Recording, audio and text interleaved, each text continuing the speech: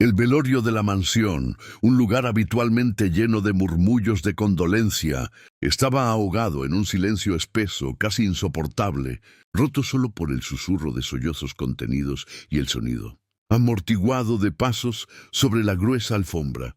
En el centro de todo, como un punto de dolor inmovible, Matías, el millonario, contemplaba el cuerpo de su única hija, Lorena, muerta a los 9 años, tras ahogarse accidentalmente en la piscina de la casa. El ataúd, un delicado receptáculo adornado con lirios y rosas blancas, guardaba una visión que destrozaba el alma.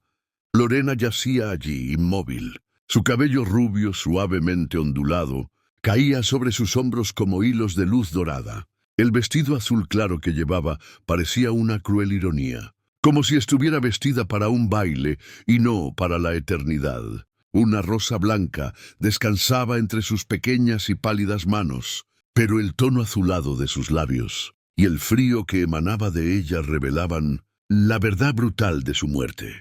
Para Matías, acostumbrado a controlar cada aspecto de su vida, este no era solo el cuerpo de su hija, era la encarnación de todas sus fallas. Era el peso insoportable de todas las veces que el trabajo había sido más importante, de todas las noches que llegó a casa demasiado tarde para darle un beso de buenas noches, de todos los después que nunca se concretaron. Arrodillado ante el ataúd, sus manos temblaban sobre el borde, como si temiera confirmar la ausencia de vida en su interior.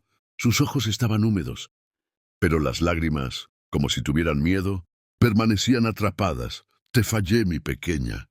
Siempre estuve demasiado ocupado. Siempre había una reunión, un contrato, un cliente, y ahora ni siquiera pude despedirme, murmuró Matías, con la voz rota por un arrepentimiento que sentía como una herida abierta. El aire parecía escaso, y por un instante deseó que todo se detuviera, que pudiera retroceder el tiempo y estar allí en el momento en que ella lo necesitó. Fue en ese instante de profunda desesperación cuando una pequeña figura se acercó. Un niño de piel oscura, vestido con un overol de mezclilla gastado y una camiseta beige, avanzó entre la multitud con una firmeza extraña para su edad.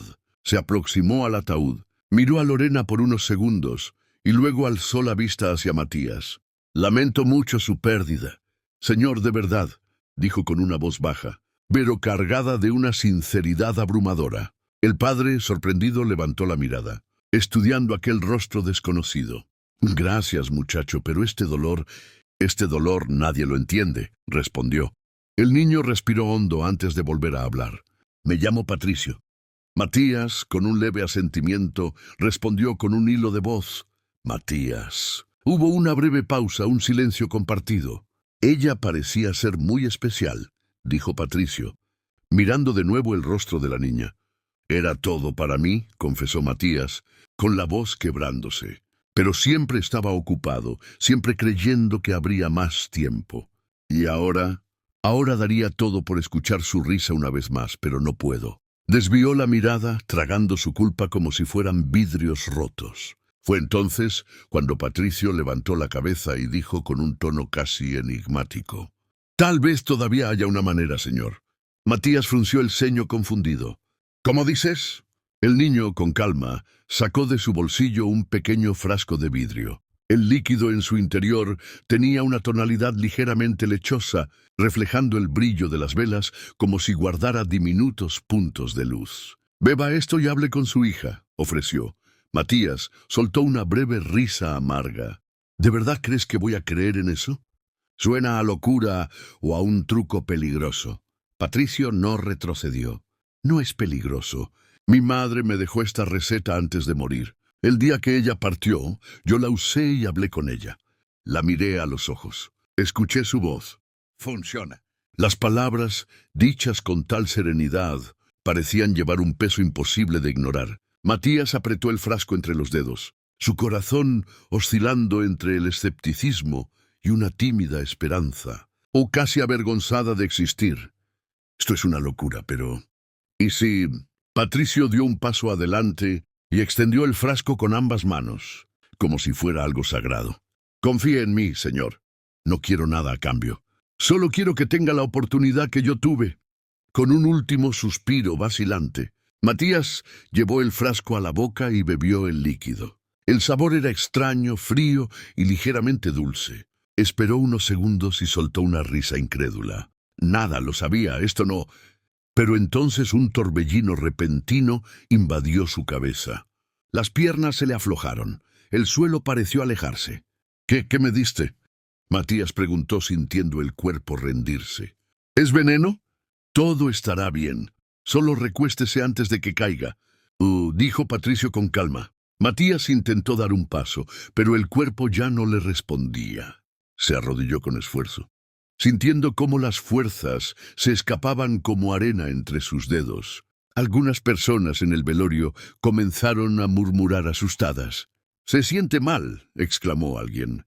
2 hombres corrieron a ayudarlo, pero Patricio permaneció firme, observándolo con la misma expresión serena. Con la vista nublada, Matías sintió que los párpados le pesaban hasta que el mundo se apagó por completo, dejando atrás solo el murmullo confuso de los presentes y una extraña sensación en el aire, como si algo estuviera a punto de suceder. La densa oscuridad que lo había envuelto en el velorio comenzó a desvanecerse poco a poco, como una tela negra siendo retirada lentamente de sus ojos. Primero llegó un silencio absoluto, tan profundo que el sonido de su propio corazón parecía resonar dentro de su cabeza. Después, una luz suave comenzó a expandirse, revelando un espacio infinito, blanco y etéreo, donde no había techo, piso ni paredes, solo una inmensidad calma e intacta. El aire tenía una frescura casi celestial, y Matías se sintió extrañamente ligero, como si el insoportable peso del dolor hubiera sido suspendido.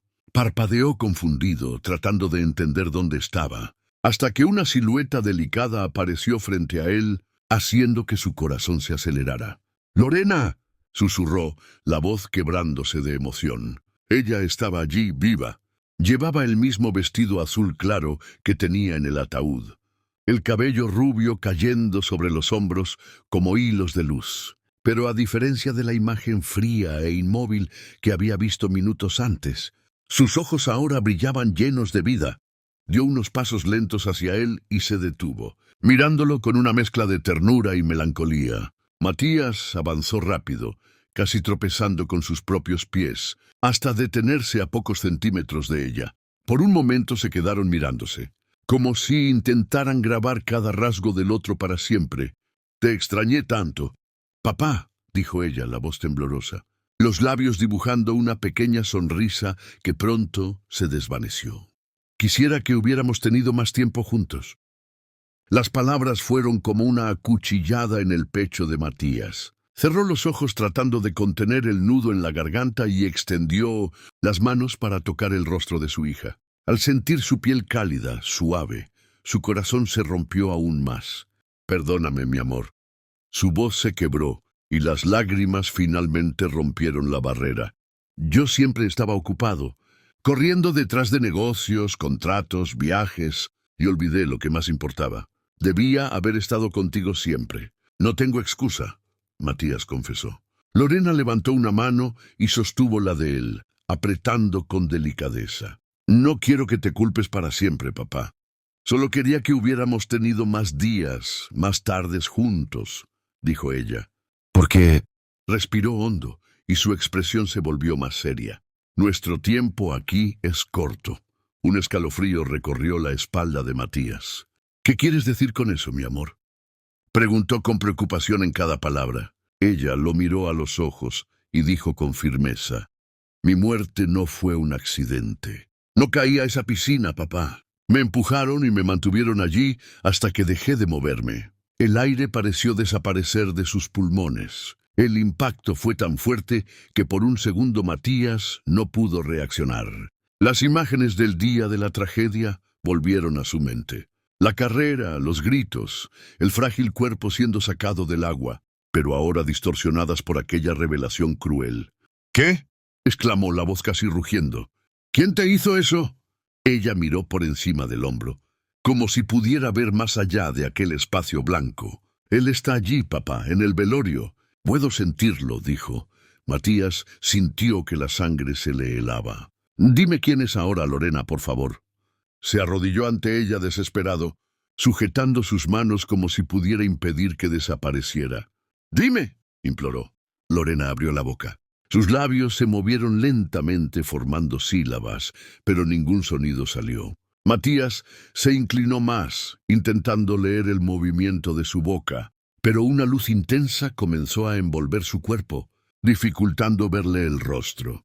«¡No, no te vayas, habla!», gritó tratando de atraerla hacia sí. La luz se intensificó, y el cuerpo de Lorena comenzó a desvanecerse, ante él como arena llevada por el viento. Trató de sujetarla, pero sus manos atravesaron su figura como si fuera humo. «¡No, no, no!», Matías lloraba e imploraba, el desespero subiendo como un nudo asfixiante en la garganta. «No me dejes así. Dime quién fue». Pero con una última mirada triste, Lorena desapareció por completo, dejándolo solo en aquel espacio blanco infinito, con la respiración agitada y el corazón aplastado por la impotencia. Sentía la urgencia ardiendo en el pecho. Había un asesino entre las personas que en ese momento velaban su cuerpo, y ahora debía volver al mundo real para encontrarlo. El impacto de la revelación de Lorena aún ardía en el pecho de Matías, cuando de pronto el brillo blanco a su alrededor se disipó como humo llevado por el viento. Sus ojos se abrieron con dificultad, como si pesaran toneladas. La visión estaba borrosa y las voces del velorio llegaban distorsionadas, mezcladas con un zumbido grave que resonaba en su mente. Lo primero que vio fue el alto techo de la sala. Luego, rostros preocupados inclinándose sobre él. Y más cerca, arrodillado a su lado, estaba el mismo niño, Patricio, observándolo en silencio con una mirada firme y sobria, como si ya supiera exactamente lo que había ocurrido. Matías parpadeó varias veces, intentando organizar el torbellino de recuerdos que aún latían en su cabeza. El encuentro con Lorena, el tacto de sus manos, las palabras que lo cortaron como cuchillas, la confesión de que su muerte no había sido un accidente, y sobre todo la frase que lo consumía como fuego: «Él está en el velorio». El corazón se le aceleró. Sus músculos todavía estaban débiles, pero la urgencia era como una corriente eléctrica recorriendo su cuerpo. Con esfuerzo se apoyó en un codo y sujetó el brazo de Patricio. «Necesito tu ayuda». «Sí, por favor», dijo con voz ronca y entrecortada. «Ayúdame a descubrir quién le hizo esto a mi hija». El niño no respondió de inmediato. Sus ojos oscuros lo estudiaron como midiendo la intensidad de aquella súplica. Luego, con un lento asentimiento, afirmó: «Te voy a ayudar. Pero tenemos que actuar con cuidado». Matías sintió una mezcla de alivio y tensión. «Ella me dijo», su voz tembló, «que la empujaron, y que quien lo hizo está aquí ahora mismo», continuó. Patricio frunció el ceño. «Entonces, tenemos que empezar ahora antes de que se dé cuenta de que lo sabes». Con un esfuerzo sobrehumano, Matías se levantó. El velorio seguía en murmullos y miradas inquisitivas, como si la gente intentara entender lo que había pasado segundos atrás. Notó que algunos invitados observaban demasiado, mientras que otros apartaban la mirada con demasiada rapidez. Patricio se acercó y susurró: «Primero busquemos las cámaras de seguridad de la casa. Si estuvo allí ese día, podemos atraparlo». Matías asintió, sintiendo que la adrenalina reemplazaba parte del agotamiento. «De acuerdo, vamos», dijo. Las horas siguientes fueron una inmersión en un laberinto de información y frustraciones. Se dirigieron a la sala de seguridad de la mansión, donde decenas de archivos de video estaban almacenados. Patricio tomó la iniciativa, navegando por los registros con una agilidad que sorprendió a Matías. «Aquí, este es el día de su muerte», dijo el chico haciendo clic en un archivo. Las imágenes mostraban partes de la casa, la piscina, los jardines. Observaron en silencio, buscando cualquier señal, cualquier movimiento sospechoso. Pero no encontraron nada evidente. «Retrocede un poco», pidió Matías. Patricio rebobinó unos segundos, pero de nuevo ninguna prueba clara. «Pudieron haber borrado algo», dijo el chico pensativo, «o usado puntos ciegos». Matías cerró los puños sintiendo crecer la frustración. «Entonces revisaremos cada cámara. Cada minuto, no importa cuánto tiempo tome, afirmó. Mientras el reloj avanzaba, también empezaron a verificar el cronograma de la casa. Patricio sugirió cruzar los horarios de entrada y salida de todos los empleados, proveedores y visitantes del día del accidente. Algunos nombres parecían triviales, pero otros encendieron pequeñas señales de alerta. Hay gente que entró, pero no está registrada la salida, comentó el niño señalando una línea en el papel. Esto puede ser algo, respondió Matías con un brillo momentáneo en la mirada, pero con cada intento de seguir una pista, otra puerta se cerraba. Personas que no recordaban nada, imágenes inconclusas, horarios que no coincidían. Matías sentía como si corriera contra algo invisible, y la sensación de impotencia era sofocante. Aún así, la presencia tranquila, pero decidida de Patricio lo mantenía enfocado. El chico parecía tener una paciencia estratégica, pero también un sentido de urgencia que combinaba con la gravedad de la situación. Al final de ese día, mientras la noche caía sobre la mansión, Matías se recargó contra la pared y se cubrió el rostro con las manos. No voy a parar, no hasta saber quién lo hizo, dijo. Patricio lo miró con seriedad. Vamos a encontrar a esa persona. Señor, y pagará por lo que hizo, respondió. El silencio que siguió no fue de derrota, sino de promesa. Una promesa silenciosa de que la cacería apenas comenzaba. La madrugada siguiente llegó sin descanso. Las imágenes de las cámaras seguían parpadeando en la mente de Matías como una película sin fin, pero nada parecía llamar su atención. Patricio, en cambio, no se dio por vencido. El niño, sentado frente a la pantalla iluminada, adelantaba y retrocedía videos, pausaba fotogramas, observaba detalles que la prisa de los adultos normalmente dejaba escapar. La luz azulada del monitor se reflejaba en su rostro concentrado, mientras Matías, sentado a pocos metros, lo observaba con una mezcla de admiración y ansiedad. Sabía que aquel chico tenía algo fuera de lo común, una percepción que iba más allá de lo normal. Alrededor de las 3 de la mañana, Patricio se enderezó en la silla. «Espera», murmuró entrecerrando los ojos. Hizo un clic rápido, congelando una imagen. «Mira esto», dijo. Matías se acercó e inclinó sobre su hombro. En la pantalla, la ama de llaves de la casa, Olga, aparecía cruzando el pasillo cerca de la cocina a las 15:12. Lo curioso era que minutos después, exactamente a las 15:12, según el registro de otra cámara, también estaba en el jardín a varios metros de distancia. «Esto no tiene sentido», Matías frunció el ceño. «Es imposible estar en dos lugares al mismo tiempo», afirmó. Patricio, sin apartar la vista de la pantalla, retrocedió unos segundos, comparando las imágenes cuadro por cuadro. Pudo haber sido manipulación o alguien usando la misma ropa para despistar, pero esa postura, ese caminar es de ella, dijo. El tono del chico tenía más convicción que duda. Matías sintió un vuelco en el estómago. Olga trabajaba en la casa desde hacía años. Era una presencia casi invisible pero constante, alguien en quien Matías confiaba sin cuestionar. La idea de que estuviera implicada en aquella tragedia era absurda y precisamente por eso, tan perturbadora. Decididos a no ignorar nada, comenzaron a buscar más sobre los movimientos de Olga ese día. En los registros internos encontraron pequeñas irregularidades, horarios de entrada y salida sin explicación, tareas que supuestamente realizó, pero que ningún otro empleado confirmó. Patricio, incansable, cruzó también el historial de llamadas y mensajes del celular corporativo de ella y ahí las sombras empezaron a tomar forma. Varias llamadas habían sido borradas horas después del accidente. «Mira esto», Patricio señaló un archivo recuperado. «Es un correo enviado semanas antes de la muerte de Lorena. El destinatario es una dirección anónima, pero el contenido fue eliminado», explicó. «Solo pude rescatar una parte». Giró la pantalla hacia Matías. Las pocas líneas legibles eran suficientes para encender todas las alarmas. «Todo saldrá según lo planeado. Él no sospechará». Matías sintió la sangre enfriarse. «Él soy yo», dijo en un susurro.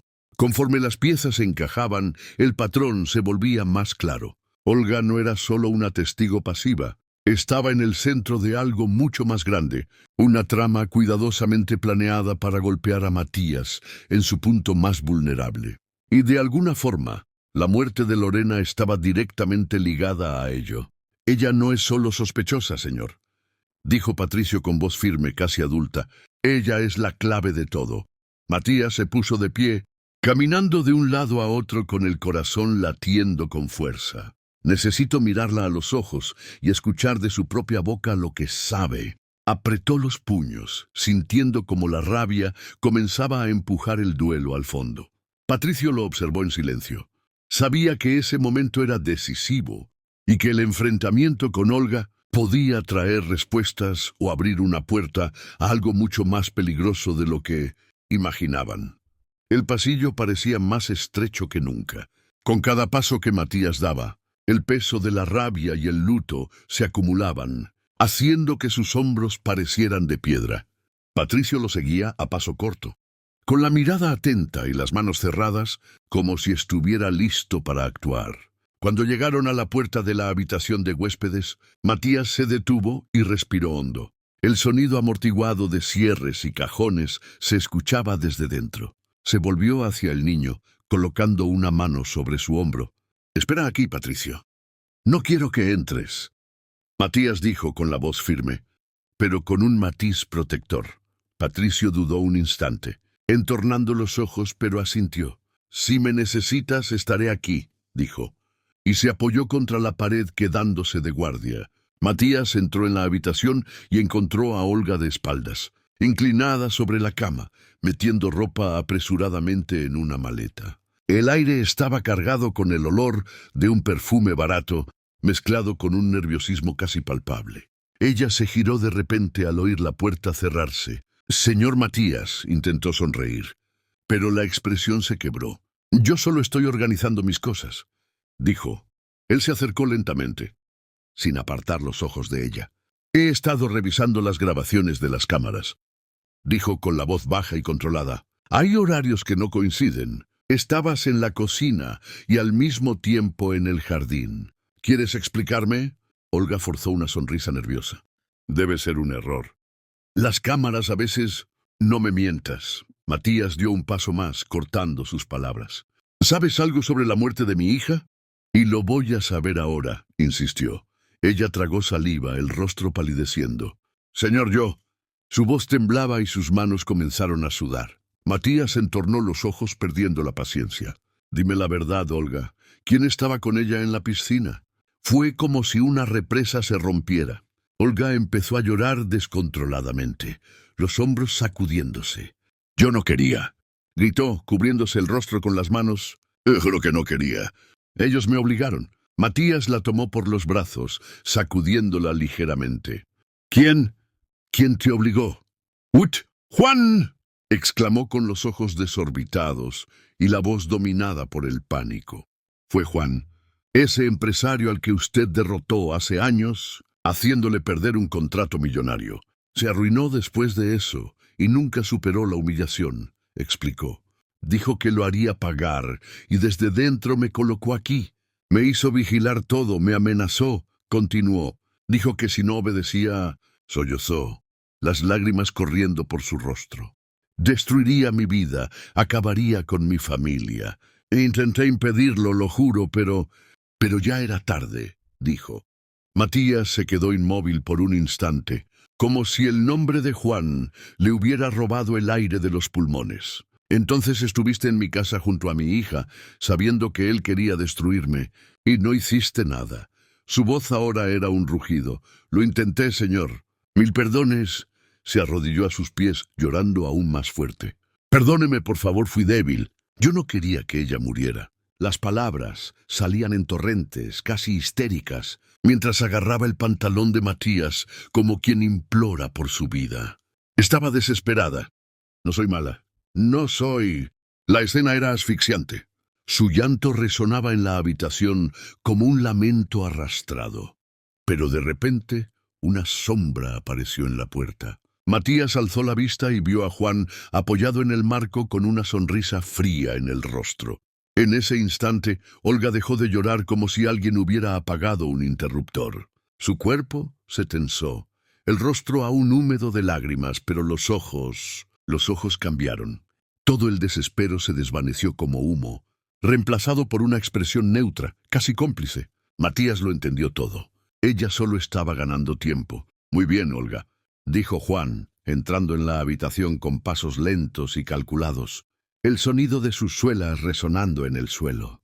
Sabía que podrías mantenerlo ocupado hasta que yo llegara. Se jactó. Matías dio un paso atrás, con la sangre hirviendo. ¿Entonces es eso toda esta actuación? Juan sonrió, un gesto cargado de veneno. Claro. ¿Acaso crees que ella lloraría tanto por ti? No, Matías, todo lo que hizo fue para ayudarme a cerrar este ciclo, afirmó. Caminó hasta quedar a pocos metros, sacando con calma un arma del saco y apuntándola directamente al pecho de Matías. Destruiste mi carrera, mi reputación. ¿Creíste que lo iba a olvidar? Su voz era baja, pero cada palabra estaba llena de odio. Prometí que te destruiría y lo logré.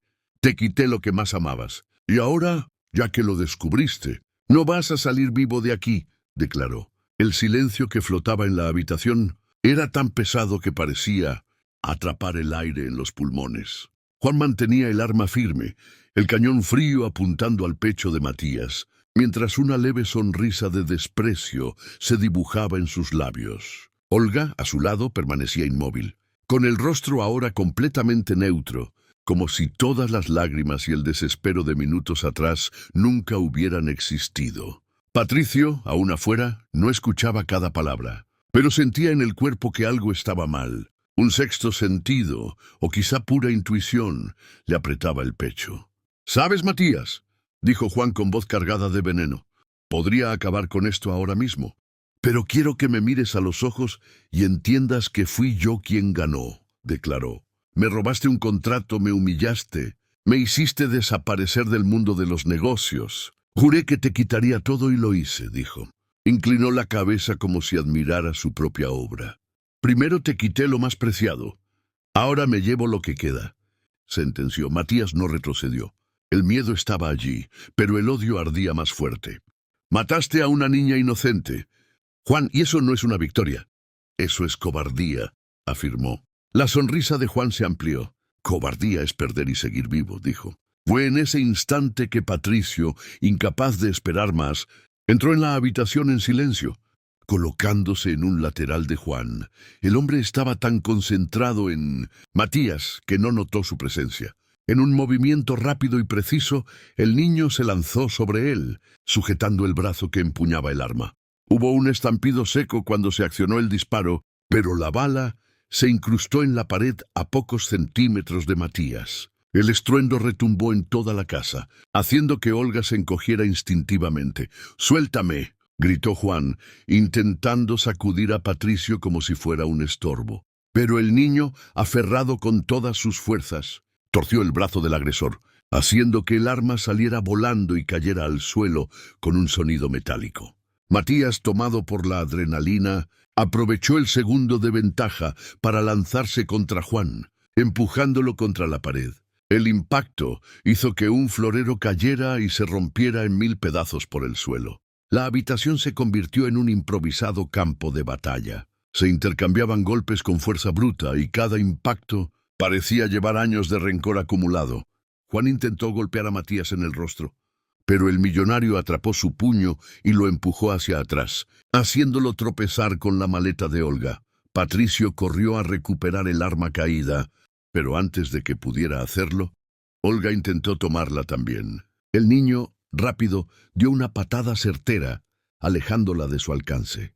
«¡Aléjate!», gritó con una firmeza que no coincidía con su corta edad. La pelea entre Matías y Juan continuaba con furia. El sonido de muebles arrastrándose y rompiéndose resonaba, y la respiración agitada de ambos llenaba el espacio. Matías, pese al cansancio y el dolor, utilizaba hasta la última gota de energía. Finalmente, con un golpe de pura fuerza y rabia, consiguió inmovilizar a Juan en el suelo, presionándole el brazo contra la espalda. Juan gritaba, pero no podía liberarse.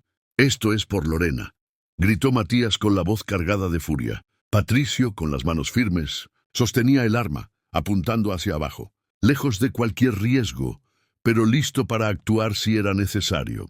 Olga, ahora acorralada en la esquina de la habitación, miraba la escena sin decidir si intentar huir o buscar una nueva manera de salvarse. Fue entonces cuando comenzaron a escucharse sirenas a lo lejos. Patricio había llamado a la policía antes de entrar en la sala. El sonido creciente hizo que Juan dejara de forcejear por un instante, como si entendiera que su tiempo se había acabado. Minutos después, la puerta de la mansión fue derribada y varios policías irrumpieron armas en mano. 2 agentes corrieron hacia la habitación, esposando a Juan mientras aún estaba en el suelo, mientras otros detenían a Olga, que gritaba y protestaba inútilmente. Matías, jadeante, se sentó al borde de la cama intentando recuperar el aliento. Patricio se acercó y puso una mano sobre su hombro. «Se acabó, señor. Ya no podrán lastimar a nadie más», dijo. La voz del niño era firme, pero tenía un calor reconfortante. Afuera, cámaras de televisión y reporteros ya se agolpaban gritando preguntas y tratando de registrar cada segundo. El caso, que antes era un misterio, ahora se convertía en noticia nacional. Y Matías sabía que ese momento no era solo el final de la amenaza, sino el inicio de algo mucho más grande. Habían pasado 2 días desde que Juan y Olga fueron llevados esposados por la policía, pero para Matías el mundo seguía envuelto en una niebla gris. Había conseguido justicia, pero la victoria tenía un sabor amargo. Aquella mañana, sentado a la cabecera de la mesa, con una taza de café intacta frente a él, miraba fijamente al vacío cuando Patricio entró en la sala. El niño, aún con la expresión seria de los últimos días, se detuvo frente a él sin decir nada. Matías respiró hondo, como quien reúne valor para hacer algo doloroso, y habló. «Patricio, quiero ir a la tumba de Lorena», dijo, y su voz vaciló por un instante, pero continuó. «Quiero que vengas conmigo. Has estado conmigo en cada paso. Creo que a ella le hubiera gustado que tú también estuvieras allí». El niño asintió sin dudar. «Voy contigo, señor», respondió. El camino al cementerio fue silencioso. Matías conducía despacio, como si cada kilómetro fuera un peso más sobre el pecho. Al llegar, bajaron lado a lado y caminaron por la estrecha alameda, donde el sonido de las hojas secas bajo los pies se mezclaba con el canto distante de algunos pájaros. El sol tímido se filtraba entre los árboles, proyectando manchas de luz sobre las lápidas. A lo lejos, la tumba de Lorena comenzó a aparecer, adornada con flores frescas que amigos y familiares habían dejado. Cuando se detuvo frente a la lápida, Matías sintió que las piernas le temblaban. Se arrodilló lentamente, pasando los dedos sobre el nombre grabado en la fría piedra. Sacó del bolsillo una sola flor blanca y la colocó con cuidado sobre el mármol. Permaneció allí en silencio unos momentos hasta que su voz quebrada rompió el aire. «Hija mía, estoy aquí», tragó saliva. «Hice justicia. Descubrí quién te quitó de mi lado, pero nada de eso devuelve lo que perdí. Daría todo por tener un día más contigo». Patricio permaneció unos pasos atrás con la cabeza baja, respetando el momento. Matías pasó la mano por el rostro, intentando contener las lágrimas, pero no pudo. «Me arrepiento de cada vez que llegué tarde y ya estabas dormida, de cada vez que dije después cuando querías jugar, de cada momento en que elegí el trabajo en lugar de a ti», sollozó. «Fui un idiota, Lorena, un ciego», dijo. Su voz se quebró y las lágrimas comenzaron a caer sin control. «Perdóname, por favor. Perdóname por no haber sido el padre que merecías», imploró. Fue entonces cuando una suave brisa sopló entre ellos, moviendo las flores y haciendo que Matías levantara la vista. Su corazón casi se detuvo. Frente a él, envuelta en una luz suave, estaba Lorena, vestido azul claro, cabello rubio suelto y una sonrisa que llevaba tanto amor como nostalgia. «Papá», dijo ella con voz dulce y firme, «te perdono, siempre te amé, incluso en los días en que no estaba cerca, y gracias por creer en mí y luchar por mí», continuó. Matías extendió las manos, incapaz de contener el llanto. «Te amo, mi pequeña, más que a nada, y yo solo quisiera más tiempo para jugar, para escuchar tu risa, para abrazarte, hasta que te quejaras», dijo. Ella se arrodilló frente a él, tocando suavemente su rostro. El tiempo que tuvimos fue suficiente para saber que eres mi papá y que siempre lo serás, pero ahora necesito pedirte algo. Miró por encima del hombro de Matías en dirección a Patricio. El niño, sorprendido, dio un paso adelante y Lorena sonrió. Quiero que cuides de mi papá, Patricio, y que él cuide de ti, pidió. Matías se volvió con los ojos todavía llenos de lágrimas y respondió. Lo prometo, Lorena. Voy a cuidarlo como te cuidaría a ti, con todo el amor que tengo. Ella asintió satisfecha. Entonces puedo irme en paz, dijo. El viento sopló más fuerte y su cuerpo comenzó a desvanecerse lentamente como niebla al sol. Matías intentó retenerla, pero su mano atravesó su imagen. «Te amo», gritó mientras ella desaparecía. Lorena solo sonrió una última vez antes de desvanecerse por completo. Matías permaneció arrodillado, la mano suspendida en el aire, sintiendo el frío del vacío donde su hija había estado segundos antes. Entonces sintió el toque leve de Patricio en su hombro. Se giró y encontró la mirada firme del niño. Sin intercambiar palabras, se puso de pie y ambos caminaron juntos hacia la salida del cementerio, llevando en el silencio entre ellos una promesa que ahora los unía para siempre. Al salir del cementerio, Matías y Patricio caminaron lado a lado por la alameda flanqueada de árboles, sin prisa por llegar a la salida. La brisa suave aún traía consigo el eco de la sonrisa de Lorena, como si una parte de ella los acompañara en ese trayecto silencioso. Al subir al auto, Matías miró por el retrovisor y por un instante tuvo la impresión de ver el reflejo de su hija en el asiento trasero, serena observándolos. No dijo nada, pero el corazón se le calentó como hacía mucho no sentía. De regreso a la mansión, el ambiente parecía distinto. Ya no era solo la casa de un hombre rico y solitario, sino que ahora llevaba la presencia de un niño que se había convertido en parte de su vida de una forma tan improbable como necesaria. En la sala, Matías tomó un pequeño estuche de madera y lo abrió con cuidado. Dentro reposaba un collar de cadena fina con un dije en forma de corazón, el que Lorena usaba todos los días. Lo sostuvo unos segundos antes de extendérselo a Patricio. Ella amaba este collar. «Ahora quiero que sea tuyo», le dijo. Su voz tenía firmeza, pero también un cariño genuino. Patricio se quedó inmóvil un momento, mirando el collar como si sostuviera algo sagrado. Luego lo aceptó con las manos firmes. «Prometo cuidarlo y cuidarte a ti», respondió. El niño se puso el collar en el cuello y Matías sonrió por primera vez en mucho tiempo. Una sonrisa sincera, libre del peso constante que lo había acompañado en los últimos años. Se abrazaron. No eran padre e hijo de sangre, pero en ese momento sabían que pertenecían el uno al otro. Había nacido allí una familia que no seguía las reglas tradicionales, pero que se fundamentaba en lo que realmente importa: amor, cuidado y presencia. Esa noche, sentado en la terraza, Matías observó el cielo estrellado y dejó que los pensamientos fluyeran. El dolor por la pérdida de Lorena seguía ahí, pero había aprendido algo valioso. La vida está hecha de instantes y no hay riqueza ni poder que compre el tiempo que se deja pasar. Pensó en las horas desperdiciadas, en los abrazos que no dio, en las palabras que guardó. Y entonces se prometió a sí mismo que de ahora en adelante no dejaría que el después le robara el ahora. «Lorena», dijo en voz baja como si hablara con su hija, «me enseñaste que amar no es solo sentir, es estar. Es mirar a los ojos, es escuchar, es vivir juntos. Fallé antes, pero no volveré a fallar. Voy a honrar tu memoria todos los días, no con tristeza, sino con la vida que tú hubieras querido que yo viviera». Y así, al lado de Patricio, Matías entendió que incluso en la pérdida más devastadora puede nacer un nuevo propósito. Porque algunas ausencias no se llenan, pero nos transforman.